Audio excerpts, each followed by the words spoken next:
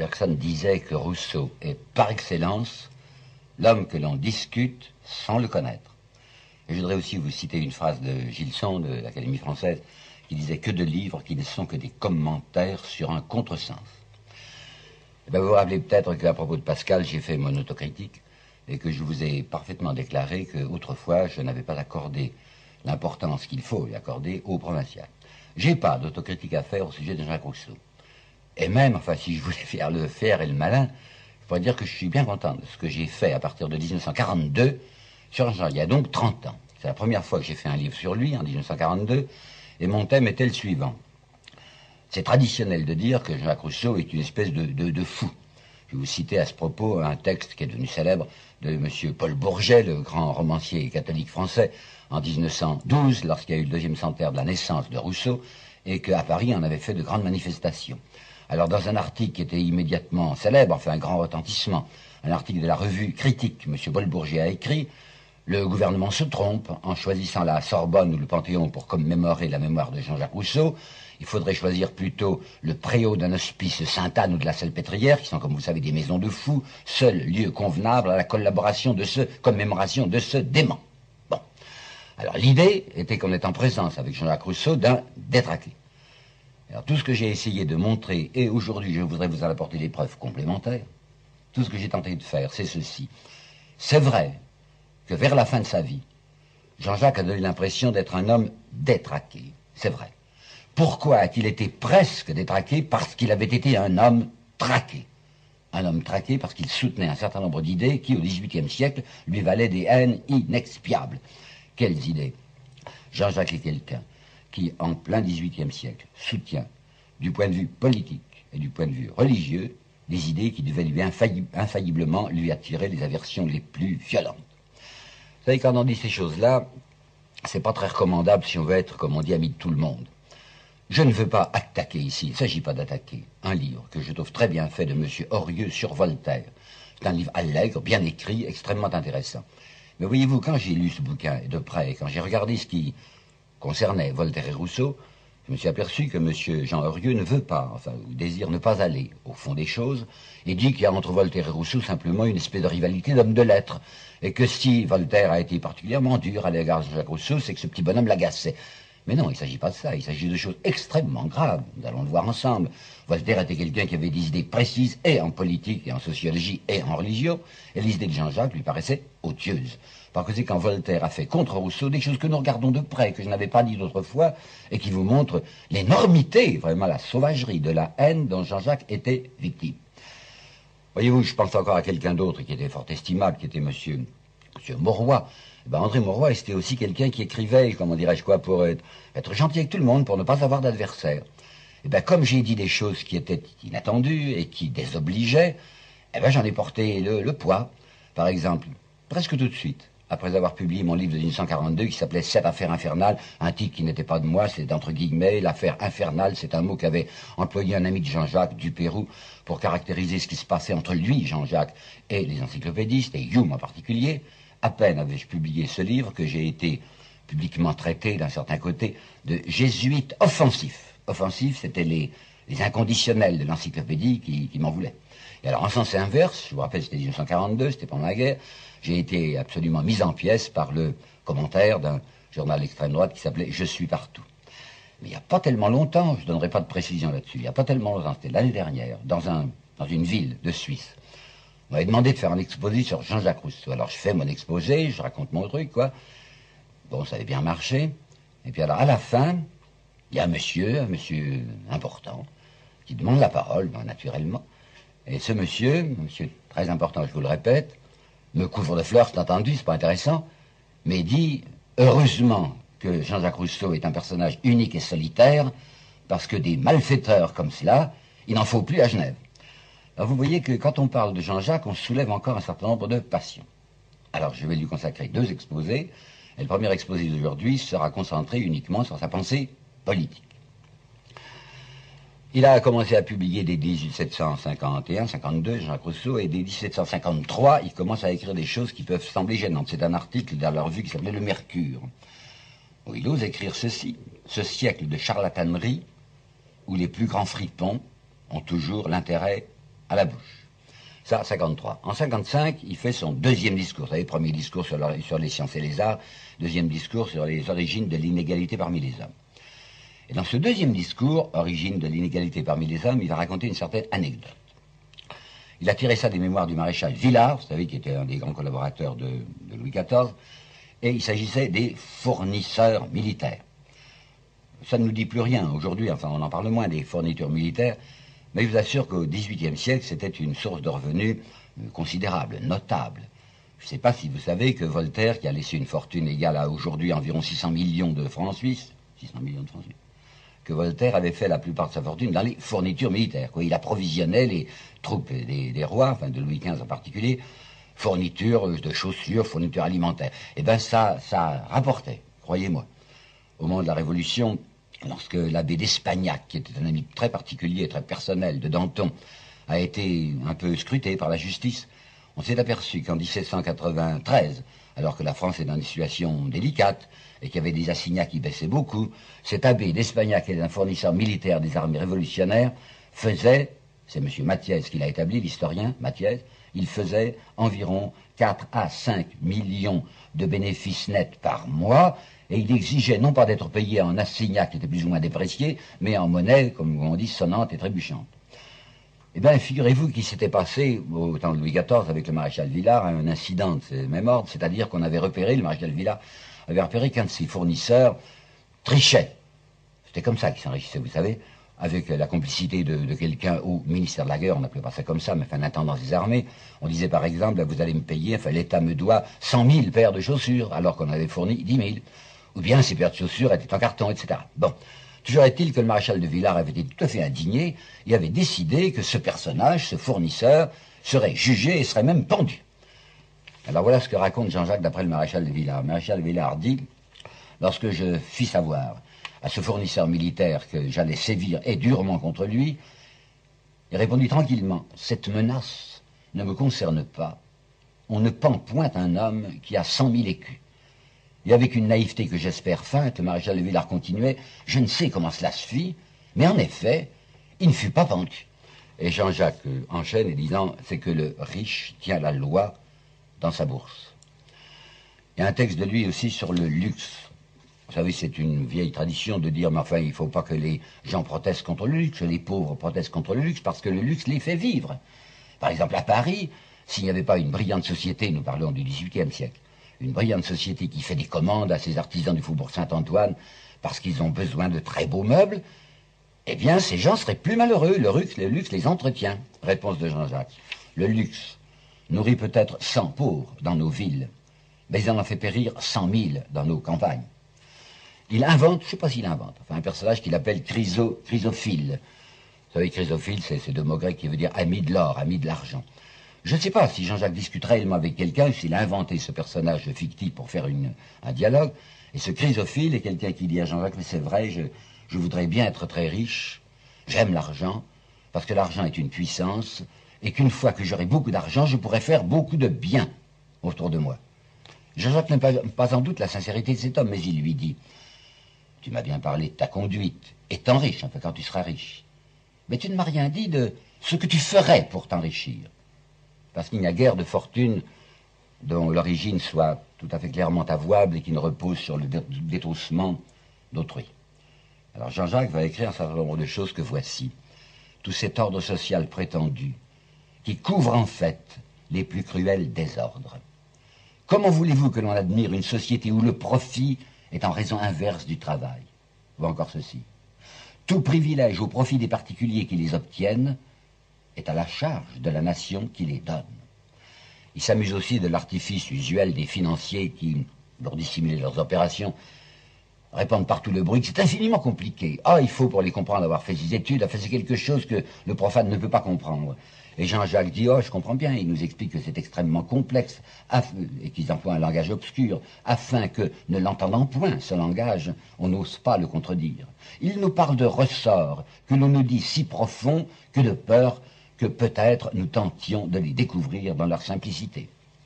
Reconnaissons que Jean-Jacques a un certain ton violent, je dirais âpre, je dirais même plébéien dans sa critique sociale. Je vais vous en apporter 3 petites preuves.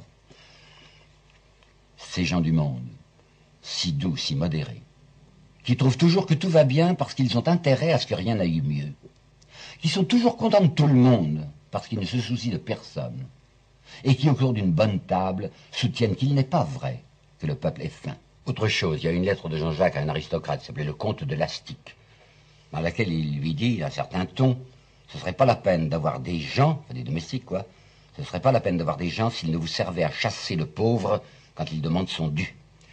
En 55, dans un article de l'encyclopédie qui s'appelait Économie politique, Jean-Jacques avait écrit le paragraphe que voici.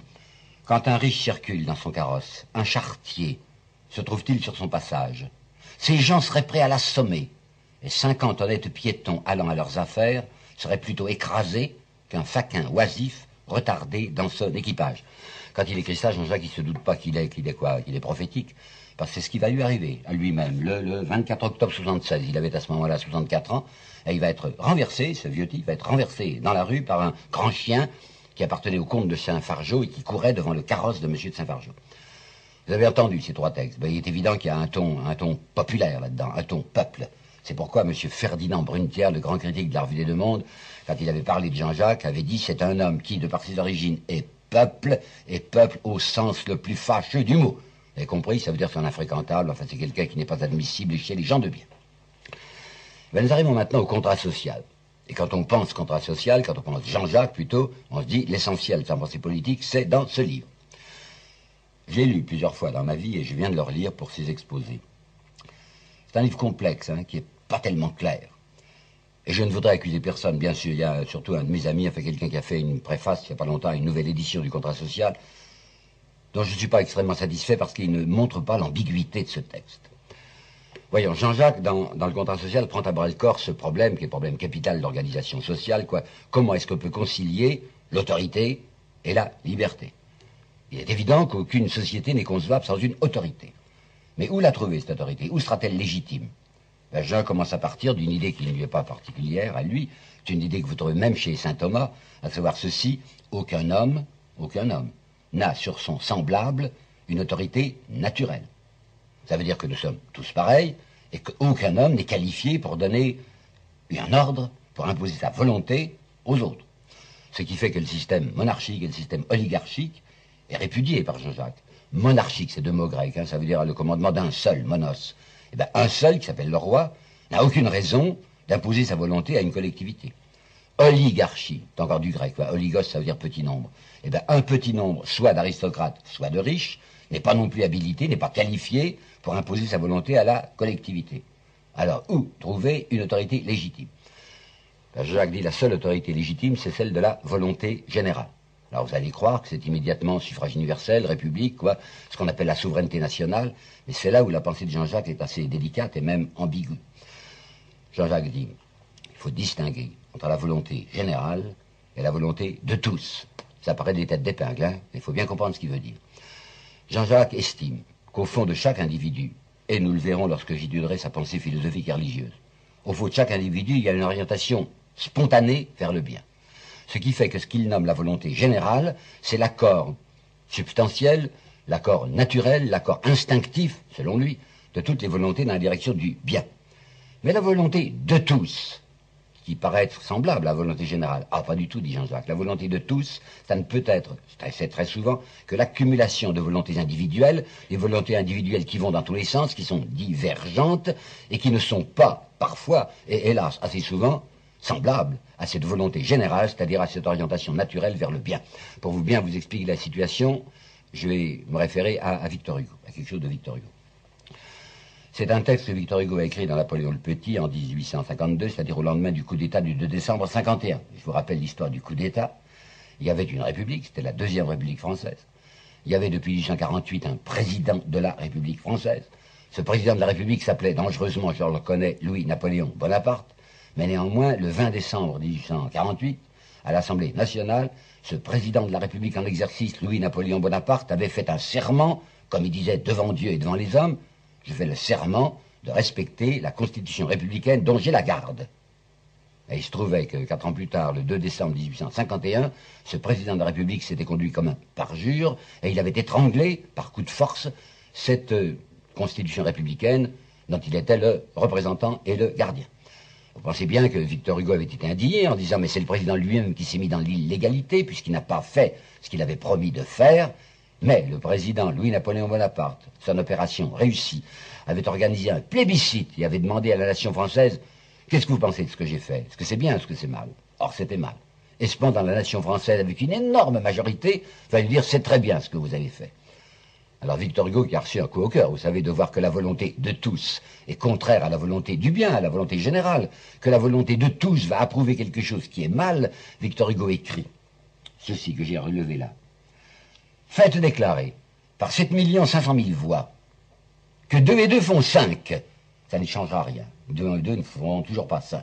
Et il ajoute, la vérité morale n'est pas plus à la merci d'un vote que la vérité algébrique. Là, vous voyez, c'est une illustration très précise de ce que je vous expliquais tout à l'heure. Il y a des cas où la volonté de tous n'est pas conforme au bien, c'est-à-dire n'est pas conforme à la volonté générale. Alors Jean-Jacques, comment est-ce qu'il va faire pour essayer de concilier cette volonté générale et cette volonté de tous? C'est là où je trouve que la plupart des commentateurs glissent, parce qu'évidemment, la pensée de Jean-Jacques est glissante, elle est fluide. Il dit, il faut un législateur, et il emploie un L majuscule. Un législateur qui, lui, aura assez d'autorité, aura assez de prestige, aura assez d'affection autour de lui pour arriver à persuader les gens et à faire coïncider cette volonté de tous avec la volonté générale. Où est-ce qu'on va le trouver, ce législateur? Et quel est l'homme qui aura assez d'autorité naturelle, enfin, pour persuader les gens qu'il faut aller dans tel sens plutôt que dans tel autre? C'est là, à mon sens, ce qu'il y a de plus faible dans le contrat social. Et Jean-Jacques s'en rendait parfaitement compte.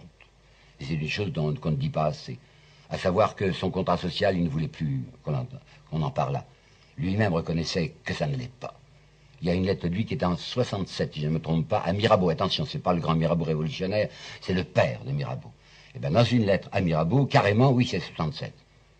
Jean-Jacques lui dit, dans mon malheureux contrat social, ce que j'ai essayé de faire, c'est la quadrature du cercle. Et vous savez qu'on n'y arrive jamais. Et puis en 1690, donc au début de la Révolution, un nommé Dussault a publié un livre qui s'appelle « Entretien avec Monsieur Jean-Jacques Rousseau ». Et dans un de ces entretiens, et je n'ai aucune raison de suspecter la sincérité de ce monsieur Dussault, dans un de ces entretiens, Dussault dit, lorsque j'ai parlé à Jean-Jacques de son contrat social, il m'a dit très simplement et très carrément, c'est un livre à refaire. Pourquoi un livre à refaire? Parce que Jean-Jacques n'est pas un imbécile et qu'il a beaucoup réfléchi à ces problèmes que nous regardons aujourd'hui, enfin le problème de la cité humaine. Et il a parfaitement compris et rapidement compris qu'on n'y arrivera jamais à faire une société juste, une cité harmonieuse, comme dira Peggy, tant qu'on n'aura pas modifié les dispositions des esprits et des cœurs. Il s'agit d'agir sur chaque individu et de faire que chaque homme comprenne ce qu'il est substantiellement et quelle est sa destination. Au début de l'Émile, Jean-Jacques a une phrase sur laquelle on n'attire pas d'habitude suffisamment l'attention. Il dit « Notre véritable étude est celle de la condition humaine ». Ça a l'air du Malraux, hein. Vous avez entendu, il a bien dit ça. Notre véritable étude est celle de la condition humaine. Et si vous réfléchissez à l'idée centrale et déterminante de ces 3 grands livres, qui s'appellent l'un l'Héloïse, le deuxième l'Émile et le troisième le contrat social, vous apercevez que c'est cette idée de la disposition des esprits et des cœurs qui domine les 3 livres. Dans l'Émile, c'est l'individu, c'est la formation, c'est l'éducation, quoi. C'est le numéro 1, c'est l'individu, quoi. Ça. Dans l'Héloïse, c'est le premier couple, enfin, c'est la famille, et dans le contrat social, c'est la collectivité. Mais les 3 livres sont dominés et déterminés par cette idée. Il faut avant tout que l'homme comprenne ce qu'il est, quelle est sa nature, quelle est sa finalité, et quel doit être l'objet réel de sa connaissance. Seulement, Jean-Jacques est quelqu'un qui dit, avant de persuader les gens, avant de leur expliquer ce qu'ils doivent désirer, il faut que je leur fasse prendre conscience du milieu dans lequel ils sont. Il faut qu'ils ouvrent les yeux sur l'iniquité sociale et qu'ils réfléchissent un peu à ce qu'on leur fait faire, qu'ils prennent conscience de leurs conditions d'exploiter. Ben ça, vous savez, c'est exactement ce qu'a voulu faire Robespierre. Robespierre est quelqu'un en 1789, au début de l'année 89, lorsqu'il était candidat aux États généraux, qui avait répandu ce qu'on appellerait aujourd'hui un petit tract, où il y avait une phrase assez remarquable que je crois savoir par cœur, et qui est la phrase que voici. C'est du Robespierre, hein, ça, juste avant les États généraux. La plus grande partie de nos concitoyens est aujourd'hui réduite par l'indigence à ce dernier degré d'avilissement où l'homme, uniquement préoccupé de survivre, n'a pas les moyens de réfléchir aux causes de sa misère et aux droits que la nature lui a donnés. Eh bien, cet effort de Robespierre, c'était exactement la suite de l'effort de Jean-Jacques Rousseau, qui voulait 2 choses, Premièrement, la dénudation de la réalité sociale, et deuxièmement, le dessillement, enfin que les yeux s'ouvrent, des victimes de cette révolution, de cette iniquité sociale. Vous comprenez bien qu'un homme qui vous propose des choses pareilles va avoir se dresser contre lui des foules de gens. Et les deux choses que je voudrais vous dire dans cet exposé, c'est les haines que Jean-Jacques va subir du côté de l'encyclopédie et les haines qu'il va connaître dans sa ville natale, à savoir Genève. L'encyclopédie, nous touchons là à un vrai problème. Et peut-être qu'autrefois, je n'avais pas assez insisté là-dessus et je voudrais être parfaitement clair. Quel problème? Lorsqu'en 1912, j'en parlais au début de cet exposé, il y avait une grande célébration, une grande commémoration à Paris, à Sorbonne et au Panthéon pour la mémoire de Jean-Jacques, on avait étroitement associé, c'était la Troisième République à ce moment-là en France, on avait étroitement associé dans ces célébrations les deux noms de Voltaire et de Rousseau, comme si Voltaire et Rousseau avaient été ensemble à l'origine de la Révolution française. Vous vous rappelez du reste la chanson de Gavroche dans Les Misérables, c'est la faute à Voltaire, c'est la faute à Rousseau. Il y a donc une espèce de tradition, que j'appellerais plutôt une légende, assez établie aujourd'hui, assez indurée, vous savez, qui lie dans les esprits des gens les deux noms antagonistes, en fait, de Voltaire et de Rousseau à l'égard de la Révolution. Faites bien attention que si le corps de Voltaire, les cendres, comme on dit, de Voltaire avait été transféré au Panthéon, c'était par la volonté de la constituante, de l'Assemblée constituante, qui avait décidé ça en 1690. Mais la constituante n'aurait jamais voulu conduire au Panthéon les cendres de Jean-Jacques. Et il faudra attendre jusqu'en 94, il faudra attendre que ce soit Robespierre qui soit au pouvoir pour imposer, je dis bien imposer, presque de force à la majorité bourgeoise de la Convention, le transfert des cendres de Jean-Jacques à son tour au Panthéon. Et lorsqu'il avait été question à la constituante de ce transfert au Panthéon des cendres de Voltaire, on avait vu Marat, dans sa publication qui s'appelait L'Ami du peuple, s'élever avec une extrême violence en disant « Mais vous ne savez pas de qui vous parlez, enfin, mais Voltaire était notre ennemi ». Voyons, comprenons bien ce qui s'est passé, mais pour de bon, alors, en 1789. En 1789, en réalité, c'est une nouvelle couche sociale qui s'était créée et développée surtout au XVIIIe siècle, qu'on appellera la richesse mobilière. C'est-à-dire la banque, le commerce, l'industrie qui commençait à se développer, et qui en avait assez de voir la richesse immobilière, c'est-à-dire la richesse terrienne, qui était possédée par l'aristocratie et le clergé, avoir entre les mains les leviers de commande. Alors c'était une espèce de protestation de cette classe supérieure du tiers-état, la roture dorée, qui voulait à son tour saisir le commandement. Mais il était bien entendu que ce qu'on pourrait appeler déjà, ce qu'on appelait parfois déjà le quatrième état, c'est-à-dire l'immensité des Français, c'est-à-dire les travailleurs français, devaient rester dans leurs conditions serviles. La révolution de 89, pratiquement, c'est une rixe de bourgeois, c'est une bagarre de possédants sur le dos de ce que Victor Hugo appellera la cariatide, c'est-à-dire les travailleurs. Eh bien, Voltaire était absolument de cette idée-là. Et Voltaire était quelqu'un qui ne voulait pas que l'on touchât à la condition des travailleurs, au point qu'il avait écrit cette phrase que je ne cesse pas de citer parce qu'on la connaît très peu et qu'elle est éclatante. Voilà ce que Voltaire avait dit sur un pays bien organisé. Un pays bien organisé est celui où le petit nombre fait travailler le grand nombre, est nourri par lui, vous entendez bien, est nourri par lui, et le gouverne. Alors d'après ce que je viens de vous expliquer sur la pensée de Jean-Jacques, vous vous rendez compte de l'antagonisme, mais total, mais absolu, enfin de l'antithèse furieuse qu'il peut y avoir entre la pensée sociale de Jean-Jacques Rousseau et la pensée sociale de Voltaire. Si bien que dès que Jean-Jacques commence à exprimer ses idées politiques et sociales, du côté de l'encyclopédie, on se met à le dévorer, on se met à l'attaquer. Par exemple, la correspondance littéraire. Vous savez pas ce que c'est? La correspondance littéraire, c'est une espèce de truc qu'on appellerait aujourd'hui ironéotypé, un bulletin qui était à ce moment-là recopié par des scribes et qui était envoyé à tout ce qui comptait en Europe, et c'était Grimm, un encyclopédiste, qui le rédigeait. Eh bien, la correspondance littéraire va reproduire le 1er mars 56, à la suite du texte de Jean-Jacques Rousseau qui s'appelle « Le discours sur l'origine de l'inégalité », une attaque d'un jésuite du reste qui s'appelait le révérend père Castel et qui dit « Rousseau est quelqu'un qui allume le feu de la sédition et qui détruit toute société ». Quant à Voltaire, voilà son jugement sur l'origine de l'inégalité, c'est la philosophie d'un gueux qui voudrait que les riches fussent dépouillés par les pauvres. De même, voici encore la correspondance littéraire de Grimm du 15 avril 59. Rousseau, qu'est-ce qu'il fait? Il habille de rhétorique des opinions triviales qui plaisent aux gens de la populace. Et Madame Dudéfend, qui est une encyclopédiste, qui est une amie de Voltaire et du groupe, écrit « Ce Jean-Jacques, si on le laissait faire, il remettrait tout dans le chaos ». Ben, vous savez ce qui va lui arriver à Jean-Jacques, c'est le décret de prise de corps du 9 juin 62. Le Parlement décide qu'il faut faire l'arrestation de Jean-Jacques Rousseau. Ce que l'on sait moins, et ce que je voudrais bien mettre en lumière, c'est que l'encyclopédie n'est pas pour rien dans l'arrestation de Jean-Jacques. Madame de Verdelin, qui était une femme du monde, qui était très bien placée, qui connaissait beaucoup de choses, va écrire carrément ceci à Jean-Jacques: c'est le troupeau encyclopédique qui a mis en branle les magistrats. Parmi les membres du Parlement, qui étaient tous de très grands bourgeois, il y avait une majorité de voltairiens, ils étaient trop contents de frapper Jean-Jacques, ennemi de la société, et dangereux. Et ils vont réussir ce coup fumant d'avoir avec eux l'archevêque de Paris, vous savez, qui s'appelait Christophe de Beaumont, qui va lancer un mandement contre Jean-Jacques, et Jean-Jacques répondra ainsi: étranges apôtres, qui n'osent ou ne veulent rien dire que ce qui convient à ceux qui commandent, payés par le fort pour prêcher le faible, ils ne savent parler aux faibles que de ses devoirs, et aux forts que de ses droits. Bon, vous avez vu du côté des encyclopédies ce qui s'est passé. Genève, maintenant. Jean-Jacques est donc frappé, en France, où il habitait, le 9 juin 62, de ce décret de prise de corps. Il arrive à s'évader, il s'échappe, et où va-t-il? Ben, naturellement, vers sa ville natale. Il est rentré dans la communauté genevoise en 54, il croit, le pauvre type, avoir fait honneur à sa ville, à la ville de Genève, en lui dédiant son discours sur l'origine de l'inégalité. Ouh, mais ça n'a pas plu du tout, vous savez, aux notables de Genève. Il y avait un très grand notable, aujourd'hui oublié, qui s'appelait Monsieur Bonnet, Charles Bonnet, qui était propriétaire à Gentot, enfin on l'appelait le seigneur de Gentot, et qui vient immédiatement riposter par un texte qu'il va signer Philopolis, c'est-à-dire ami de la ville, où il va déclarer que Jean-Jacques est un personnage bien dangereux. Là, il y a une certaine Madame de Constant, qui est dans la belle société genevoise, et qui dit, à propos de ce discours de Jean-Jacques, rien n'est plus sot et plus fait pour le bas. Ça veut dire quoi pour le bas à Genève? Il y a les rues hautes, qui sont des rues bien, hein, et puis la rue basse. Les rues basses, les rues plébéiennes, elles sont du côté de Jean-Jacques, mais Jean-Jacques est infiniment dangereux.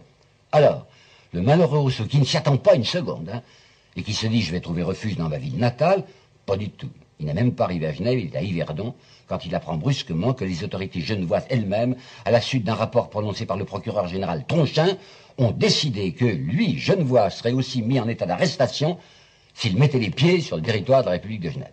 C'est un coup extrêmement dur pour lui. Alors qu'est-ce qu'il va faire? Vous savez qu'il va se réfugier à Motier, va réfléchir sur ce qui se passe à Genève. Il se dit: mais enfin, qu'est-ce qui est arrivé à Genève?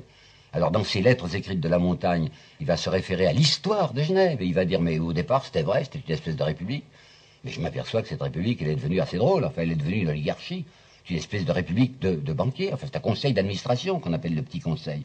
Il se rappelle qu'un protestataire en 1707 avait demandé que fût limité le nombre des gens de la même famille appartenant aux deux conseils. Vous savez, le grand conseil, 200, puis il y avait le petit conseil. On avait balancé cette réclamation, si bien qu'au moment où Jean-Jacques vivait et écrivait, il n'y avait pas moins de 10 Malais et de 7 Cramère au petit conseil de Genève, avec tout un pullulement de Lulin, de Galatin et de Tronchin. Jean-Jacques publie ses lettres écrites de la montagne. Vous imaginez le bruit que ça peut faire. Hein. Épouvante à Genève. Les notables se disent: il va soulever contre nous les rues basses. Une fureur contre Jean-Jacques. Une telle fureur qu'on voit dans les lettres les gens qui s'écrivent les uns aux autres en disant: tout de même, il n'y a pas si longtemps, c'était en 1707, Nicolas Lemaître, on l'a arrêté, on l'a torturé, ensuite on l'a exécuté. Et puis Pierre Facio, il a été arquebusé dans la cour de sa prison. Et puis Michele Ducret, il a été condamné à mort. Il a été ensuite condamné simplement à la détention perpétuelle. Si on pouvait le tenir, ce Jean-Jacques, on ne peut pas le tenir parce qu'il est à Neuchâtel, enfin qui est une terre prussienne à ce moment-là. C'est pour vous montrer la violence des haines qui se éclatent contre lui, au point que le seigneur de Gentot, Bonnet, dit à son fils: ce Jean-Jacques, c'est un monstre, c'est un véritable monstre. Il n'y a guère que 200 ans, c'est lui, et non pas son livre, que nous aurions fait rôtir. Parce que je viens de vous dire m'amène, en une dernière minute, à vous indiquer la longue haine qui a persécuté Jean-Jacques Rousseau. Si vous vous reportez aux gens, bien par exemple à M. Taine, dans ses origines d'histoire contemporaine, vous voyez Taine déclarer: Rousseau, une rancune de plébéien, pauvre et aigri, et qui, entrant dans le monde et trouvant la place prise, n'a pas su y faire la sienne. Il n'échappe à l'envie que par le dénigrement. Les trois grands auteurs, les trois grands critiques de ma jeunesse, Brunetière, Faguet, Lemaître. Brunetière, je vous l'ai dit, un peuple au sens le plus fâcheux du mot. Faguet, Rousseau, un être amputé de sens moral. Gilles Lemaître, jamais plus de mal n'a été fait par un écrivain que par cet homme-là. Donc c'était vrai que Jean-Jacques avait écrit dans ses dialogues. Il avait écrit ses dialogues à la troisième personne, nous sommes en 1774, et il dit ceci: vivant ou mort, lui Jean-Jacques, vivant ou mort, il les inquiétera toujours. Qui ça? Les sages, quoi, les raisonnables, les avisés, les gens de bien, les honnêtes gens. La dernière fois, je vous ai parlé de la pensée politique de Rousseau, et aujourd'hui, on va regarder ensemble sa pensée religieuse. Je ne vous cache pas que c'est un sujet scabreux, sujet difficile à traiter, Parce qu'il y a d'un côté les amis politiques de Jean-Jacques qui n'aiment pas beaucoup. C'est un aspect religieux, ils jettent un voile là-dessus, une espèce d'infirmité qui est arrivée à leur héros.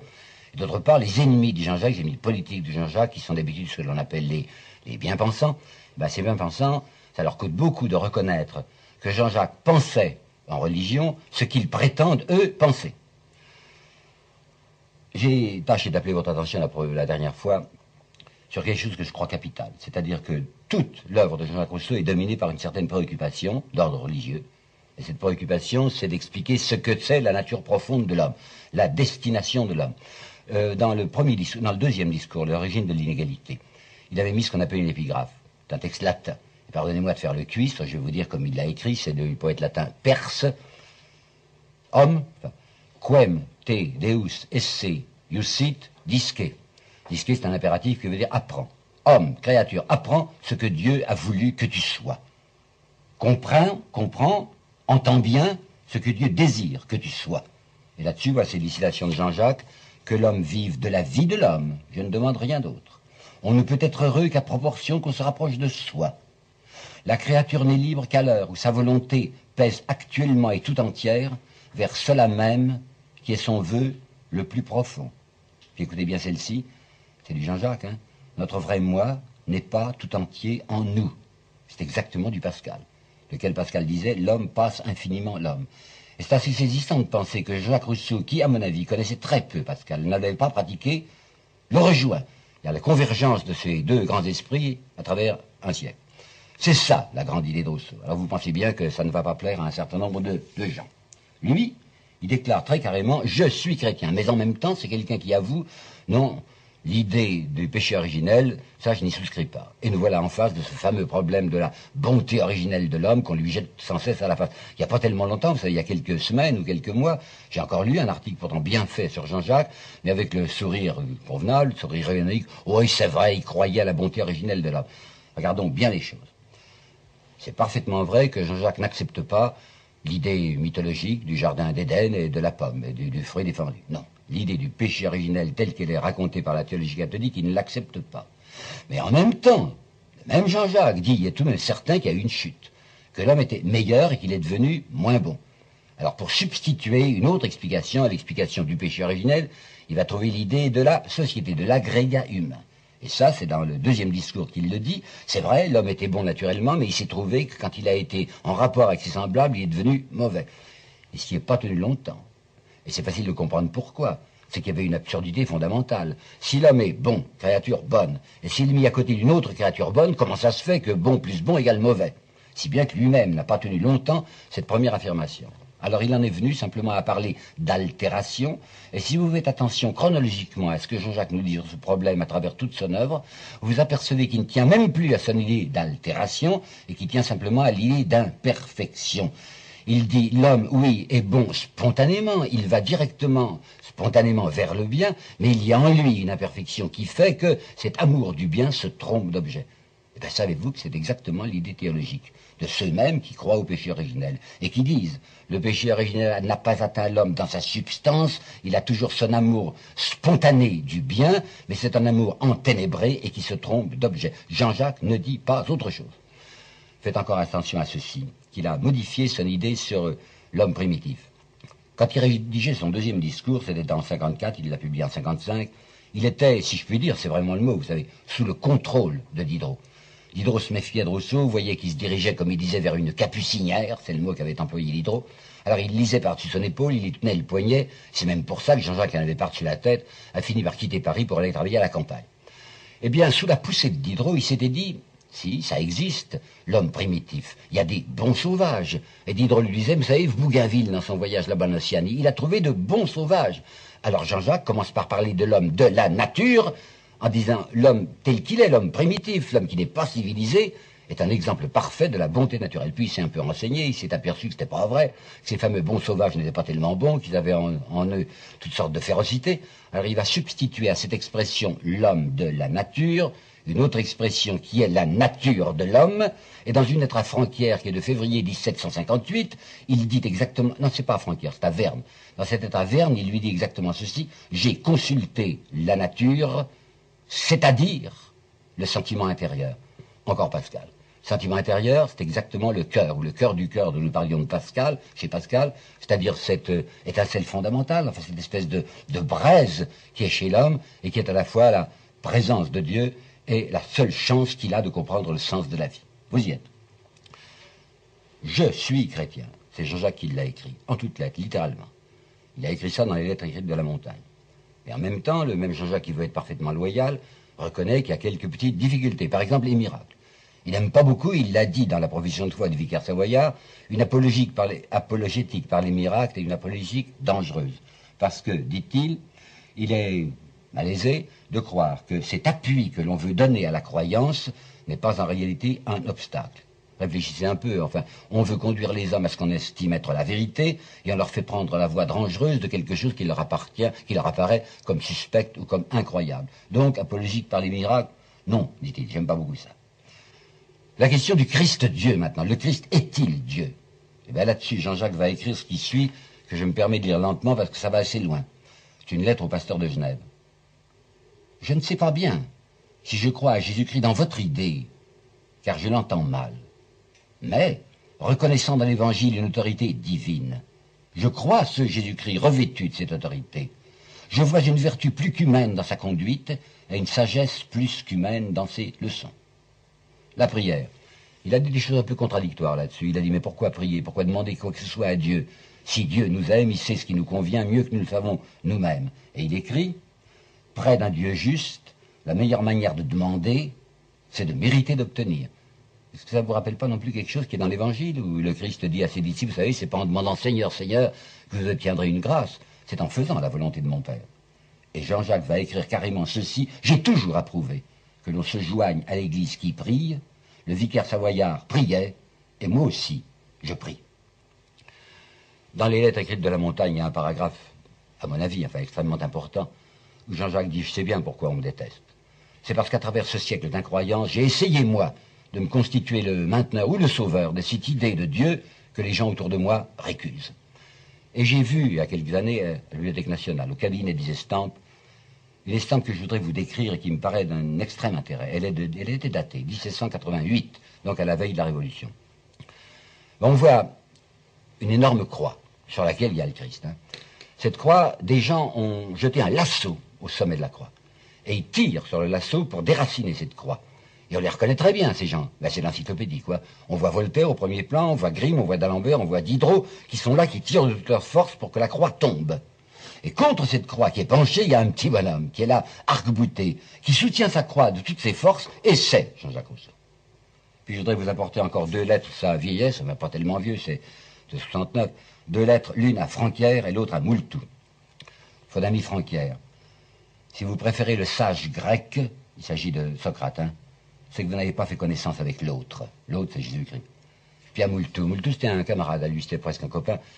C'était un pasteur. C'était un pasteur qui était en train de perdre la foi. Je dois vous dire que Moultou se laissait assez fasciner par Voltaire, est allé le voir plusieurs fois, que Moultou écrivait à son père des lettres enthousiastes, à dire Monsieur de Voltaire m'a reçu à Ferney. Alors, Moultou, à vous, à Jean-Jacques, vous savez, j'y crois plus grand-chose. Moultou, comment avez-vous fait? Jésus-Christ, que ce siècle a méconnu, sans doute parce qu'il était indigne de le connaître, Jésus-Christ n'est pas mort tout entier sur la croix. Il est là, avec nous, mystérieusement, et vivant. Bon. Eh bien, ce Rousseau, qui déclare « Je suis chrétien », qui a voulu essayer de se battre pour maintenir l'idée chrétienne, savez-vous qu'il a été, avec une extrême violence et que ça continue, récusé, répudié, refusé par les catholiques, par les bien-pensants, enfin par les chrétiens dans leur ensemble. Pourquoi? Parce qu'il avait commis le péché irrémissible.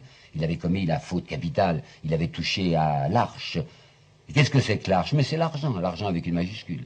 Alors ça ne vous attendra pas sans doute que M. Brunetière, le catholique Brunetière, va dire, entre Voltaire et Rousseau, il y a au moins cette différence, que Voltaire, nous devons lui savoir gré d'avoir toujours défendu la grandeur de l'institution sociale, tandis que Jean-Jacques, lui, il a mis en cause l'institution sociale.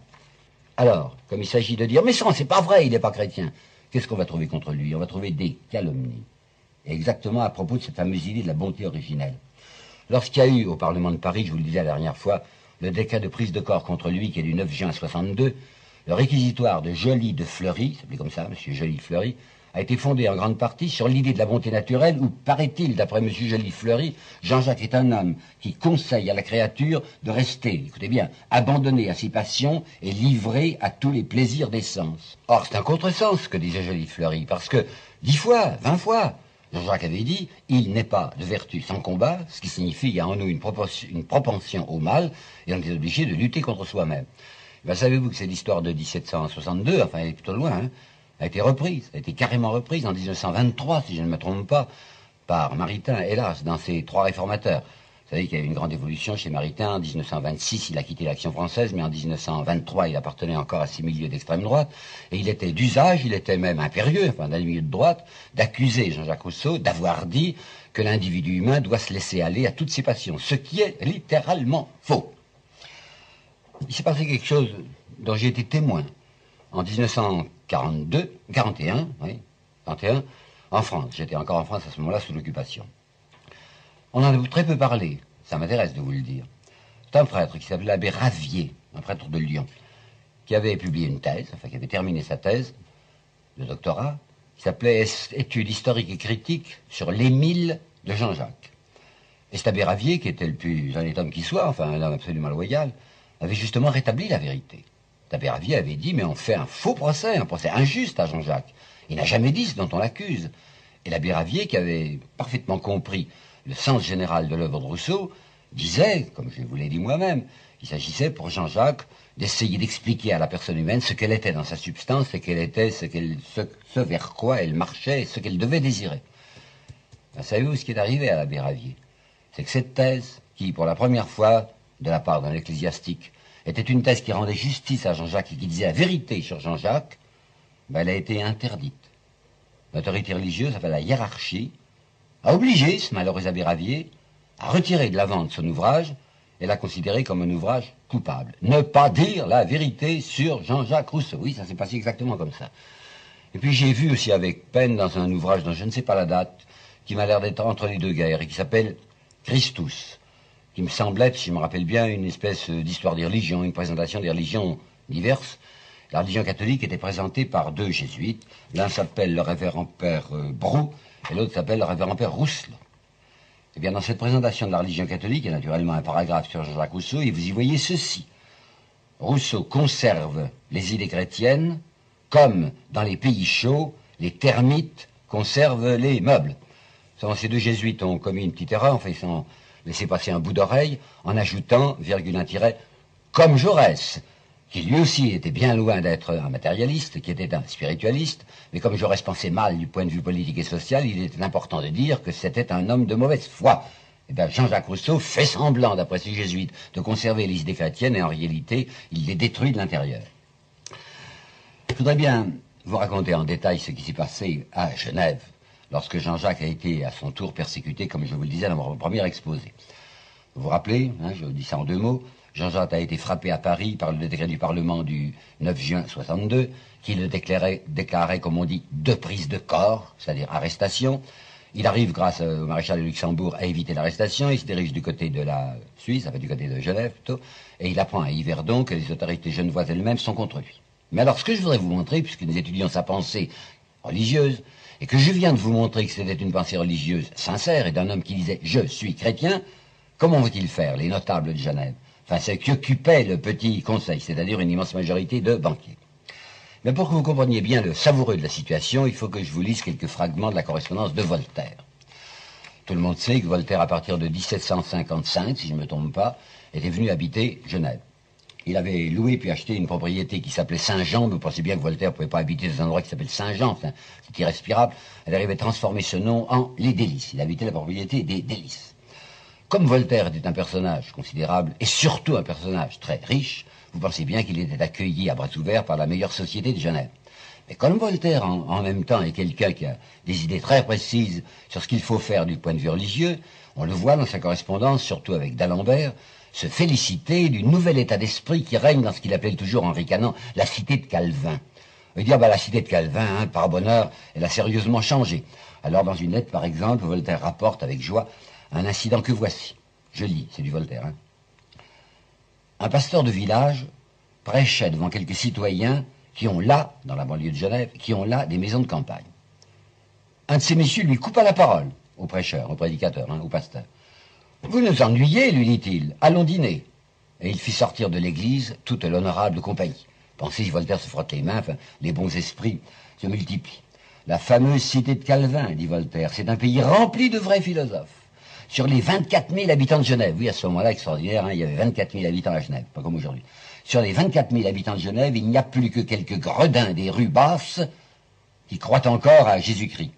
Le Fils, F majuscule, il y a aussi peu de crédit que la mère. La mère, c'est la Vierge que les protestants ne révèrent pas. Mais le Fils, par bonheur, dit Voltaire, il y a aussi peu de crédit que la mère. Adam Lambert, 7 juin 1758. Genève, c'est la ville de l'argent. Réalité dont elle fait certes 100 fois plus de cas que de Jésus-Christ. Je ne sais pas si Voltaire exagérait. Et ce que je peux vous dire, c'est qu'on a un certain nombre de témoignages qui prouvent que dans la très belle société de Genève, du côté de M. Bonnet ou du seigneur de Gentot, ou du côté de M. Dupin, qui était membre du conseil, qui était un banquier, qui lui était seigneur de Morillon, je crois, je vous assure que les idées voltairiennes avaient du succès. Dans la correspondance de Dupin, je vois par exemple que M. Dupin se réjouit beaucoup à la lecture de La Pucelle. Je ne sais pas si vous savez ce que c'est que La Pucelle, c'est un ouvrage ignominieux. C'est pas moi qui parle, c'est Jaurès. Dans un discours de Jaurès à la Chambre des députés en 1908, il a parlé de Jeanne d'Arc, et il a dit « Je ne me référerai certes pas à l'ouvrage ignominieux de Voltaire sur Jeanne. J'ai même pas envie de donner des détails précis sur ce que Voltaire disait contre Jeanne, tellement c'est bas et en effet ignoble. » Eh bien, monsieur Dupin, le banquier Dupin, dit « C'est excellent cette tutelle. Cela fait faire, je cite, cela fait faire de beaux éclats de rire à nos dames. » Du même Dupin, qui a beau être un banquier, un membre du Petit Conseil, et donc, comme vous allez le voir, le vocabulaire était un petit peu brutal. Il dit, c'est admirable ce poème de Voltaire qui s'appelle « Désastre de Lisbonne ». Vous savez, le désastre de Lisbonne, c'est Voltaire qui s'est déchaîné contre l'idée de la Providence, parce qu'effectivement, il y a eu un tremblement de terre à Lisbonne le 1er novembre 55, je sais pas, et que ce tremblement de terre, un jour de la Toussaint, avait fait une hécatombe. Et Voltaire en tirait des arguments que vous pouvez deviner en disant, si jamais il y avait une providence, le tremblement de terre ne serait pas opéré le jour même où les églises étaient pleines, ce qui a fait quelque chose comme 30 000 morts.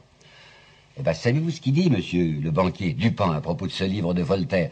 Ce protestant, Dupin, enfin, membre de la cité de Calvin, et qui dit, pardonnez-moi, c'est pas moi qui parle, c'est Dupin. La providence en prend dans le cul, dit-il. Autre chose, il se réjouit énormément Dupin d'une plaisanterie qu'a faite Voltaire en parlant de gens qui, en l'Inde, enfin je ne sais pas si c'est vrai, Voltaire dit, il y a dans les Indes des tribus qui prennent pour Dieu le phallus. Alors il dit, au moins ça, c'est des gens qui vont au solide. Tandis que nous autres, enfin les papistes, savez-vous ce qu'ils ont fait? Ils ont fait d'une gaufre leur bon Dieu. Ah ben je comprends que les Indiens sont un peu plus raisonnables. Là vous voyez la pensée voltairienne et la diffusion qu'elle recevait du côté de chez M. Dupin et des autres. Alors, lorsque Jean-Jacques Rousseau a publié le contrat social, lorsqu'il menaçait, semblait-il, de revenir à Genève, lorsqu'à Genève il était dangereux parce que les rues basses seraient peut-être été pour lui, qu'est-ce qu'on va voir? On va voir le petit conseil de Genève qui va faire semblant de ne s'occuper pas en vérité d'affaires politiques et sociales, mais de prendre le biais et de prendre la diversion d'une attaque prétendue que Jean-Jacques aurait menée contre le christianisme. Il est parfaitement vrai, je vous l'ai indiqué, que par loyauté, Jean-Jacques avait dit dans la provision de foi du vicaire savoyard, j'aurais des objections à faire au miracle. Alors, les gens du petit conseil de Genève, pour masquer leur opération politique, vont essayer de la farder en opération religieuse. Ils vont se tourner du côté de là, comme on disait, la vénérable compagnie des pasteurs. Et vont demander aux pasteurs de Genève de marcher contre Jean-Jacques Rousseau en le dénonçant comme un ennemi du christianisme. C'est à l'honneur des pasteurs de Genève de voir qu'ils n'ont pas voulu marcher. Parce qu'ils sentaient bien ce qu'il y avait derrière, et ils s'apercevaient que c'était singulier l'opération dont on les chargeait. C'était d'autant plus curieux qu'un de ces pasteurs, qui s'appelait Vernet, avait désiré faire un petit libelle, enfin un petit texte, contre Voltaire, parce que Voltaire avait parlé de l'âme atroce de Calvin. Pas pour vous dire, Homer avait bien entendu, l'âme atroce de Calvin. Alors ce pasteur avait dit, j'ai l'intention de faire un petit libelle, enfin pour indiquer que tout de même, M. de Voltaire, qui est hôte de la cité de Genève, parle assez curieusement de Calvin. Eh bien, savez-vous que le petit conseil de Genève avait interdit à ce pasteur Vernet de dire quoi que ce soit contre M. de Voltaire, parce que c'est un homme riche et protégé par la France. Alors, le petit conseil va attaquer lui-même, puisque les pasteurs se dérobent, va attaquer lui-même Genève, Jean-Jacques Rousseau, va attaquer lui-même Jean-Jacques Rousseau comme étant quelqu'un qui a porté atteinte à notre sainte réformation. Et ce qu'il y a de plus remarquable, c'est ce monsieur Dupin, dont je vous ai cité deux jolies formules sur la providence qui en prend dans, etc., et sur la pucelle, qui le ravit tellement, où on voit ce monsieur Dupin écrire, décidément, on dirait que l'intérêt de la religion est ce qui touche le moins nos pasteurs. En somme, c'est l'alibi, hein, l'alibi en plein fonctionnement, le saint alibi. On pense argent et on dit Dieu. Maintenant, tout à fait autre chose. Les encyclopédistes. Je viens de vous expliquer que les bien-pensants et les possédants de Genève avaient fait semblant de ne pas croire à la sincérité religieuse de Jean-Jacques Rousseau et dit c'est pas un vrai protestant, c'est pas un vrai chrétien et c'est pour ça que nous le poursuivons. Mais du côté de l'encyclopédie, on ne met pas en doute la sincérité religieuse de Rousseau. Et c'est précisément en tant que chrétien qu'il va être par eux persécuté. Comprenez bien quelle est l'affaire en cause, et qu'elle est très sérieuse, vous savez. Voltaire n'est pas quelqu'un qui rit. Il ricane peut-être, mais il rit pas. Il a eu un certain travail qu'il s'est assigné, un travail auquel il se donne tout entier, parce qu'il croit du reste qu'il fait bien, à savoir la destruction du christianisme. Il y a une lettre de lui à d'Alembert qui est d'une limpidité absolue sur ce point, où il dit « Pourquoi 5 ou 6 hommes de qualité qui travaillent ensemble n'arriveraient-ils pas à détruire ce que 12 faquins ont construit ?» Vous avez compris, les 12 faquins sont les apôtres. Les 5 ou 6 hommes de qualité qui s'entendent, eh ben c'est précisément les encyclopédistes, c'est Voltaire lui-même, c'est Diderot, c'est Grimm, c'est d'Alembert, d'Holbach, etc. Le président Hainaut, qui est un esprit un peu sceptique, mais enfin gentil, avait dit un jour à Voltaire en souriant, me dites-moi tout de même, monsieur de Voltaire, ne croyez pas que vous êtes capable de renverser le christianisme, d'extirper le christianisme, qui a tout de même 18 siècles derrière lui. Et Voltaire avait répondu, les yeux dans les yeux et sans sourire, mais c'est ce que nous verrons. Alors Voltaire est un homme acharné à cette tâche, il sait ce qu'il veut faire, et vous savez aussi qu'il y va par des méthodes obliques. Il a dit à son ami d'Alembert, frappez et cachez votre main. Ce qui signifie, il faut que l'infâme, I majuscule, infâme, c'est le christianisme. Hein. Pas seulement, comme on le dit, l'Église catholique, mais tout le christianisme. Il faut que l'infâme soit détruite sans s'en apercevoir. Des coups de poignard, mais qu'il soit anonyme. Là, j'ai envie de vous citer quand même quelque chose qui est un peu un en marge, mais qui m'a tellement frappé que ça m'amuse de vous le dire, c'est que M. Guéhenno, qui est un ami de Jean-Jacques Rousseau, mais qui n'aime pas ce côté chrétien de Rousseau, ça le gêne, enfin ça l'incommode un peu. M. Guéhenno dit, Voltaire ne signe pas, en effet, ce qu'il fait contre le christianisme. Rousseau, lui, un peu lourdeau, il signe ce qu'il a écrit, il signe contrat social. Et M. Guéhenno écrit, je dirais même ose écrire, Voltaire savait, lui, que la vérité marche à pas de colombe, et il ne considérait pas qu'elle lui appartint, il préférait l'humilité de l'anonymat. Enfin, vous en pensez ce que vous voudrez. Donc c'était cette méthode que je vous ai dite, et ça marchait bien. Dans les correspondances de Voltaire, vous y voyez des affirmations comme celle-ci. Il pleut des bombes dans la maison du Seigneur, c'est-à-dire qu'elle va s'écrouler tellement qu'il y a de publications hostiles, ou encore le monde se déniaise furieusement. Pour lui, se déniaiser, ça voulait dire se retourner contre le christianisme. Donc l'opération marchait bien. Et tout à coup, voilà qu'au milieu du siècle, c'est-à-dire à partir de 1752, on voit apparaître un petit bonhomme de rien du tout. Même pas un Français, hein. C'est un Genevois qui s'appelle Jean-Jacques Rousseau, qui s'est établi à Paris, à qui les encyclopédistes ont fait d'abord confiance, parce qu'on l'a même chargé d'un certain nombre d'articles, pas importants, concernant la musique dans l'encyclopédie. Ce monsieur Rousseau se fait écouter, il a du talent, il a de l'audience, et il dit des choses de plus en plus inadmissibles. Dans une réponse qu'il a faite à un contradicteur de son premier discours, il a, lui, collaborateur de l'encyclopédie, osé affirmer ceci de tous les livres qui existent. Il n'y en a qu'un qui soit nécessaire. C'est l'Évangile. Vous pensez à quel point Voltaire devait être ravi d'entendre ça. Et dans les 1000, au centre des 1000, il y avait la profession de foi du vicaire savoyard. Et au centre de la profession de foi du vicaire savoyard, il y avait cette phrase devenue depuis fameuse, si la vie et la mort de Socrate furent d'un homme, la vie et la mort de Jésus furent d'un Dieu. Il faut lui faire rentrer ça dans la gorge. Hein. C'est terrible qu'un homme comme Jean-Jacques, qui a de l'audience et qui a du talent, puisse se faire écouter au moment où ça marchait tellement bien, la déchristianisation. Alors écoutez Voltaire, l'infâme Jean-Jacques a fait un tort effroyable à la bonne cause, et quel temps a-t-il pris pour combattre l'idée philosophique, le temps même où elle allait triompher. Alors je vous assure, hein, tout est bon contre lui. Je vous avais parlé de l'hostilité politique de Voltaire et de l'encyclopédie, mais c'est rien à côté de leur hostilité religieuse. Parce que ça les tient au ventre, vous savez, ça les tient avec une espèce de fureur noire. Alors depuis 1754, ça a commencé, je vois dans le journal de l'abbé Trublet, le 25 septembre 1754, une soirée qu'il a passée chez Madame Geoffrin. Madame Geoffrin tenait un salon littéraire et philosophique. Et il dit, l'abbé Trublet, Madame Geoffrin peint à merveille M. Rousseau, et par des détails peu importants en apparence, décisifs néanmoins pour un connaisseur, et qui prouvent tout ce qu'il y a d'affectation, de fausseté et pour trancher le mot de coquinerie dans sa singularité, son désintéressement et son paradoxe. Grimm vante le petit chef-d'œuvre de M. Diderot, portrait au vitriol du trop célèbre citoyen de Genève, qui est un misanthrope, qui est un neurasthénique, qui est un hydrophobe, lequel déverse, paraît-il, sur l'humanité un torrent d'invectives et de fiel. Mais c'est le comportement de Voltaire qu'il nous faut regarder de plus près, parce que vraiment ça c'est intéressant. Dès que Jean-Jacques avait publié La Nouvelle Héloïse, Voltaire a écrit ce qui suit. C'est un pamphlet, il y avait en effet une lettre sur Paris, qui était assez sévère sur Paris, sur la corruption de Paris.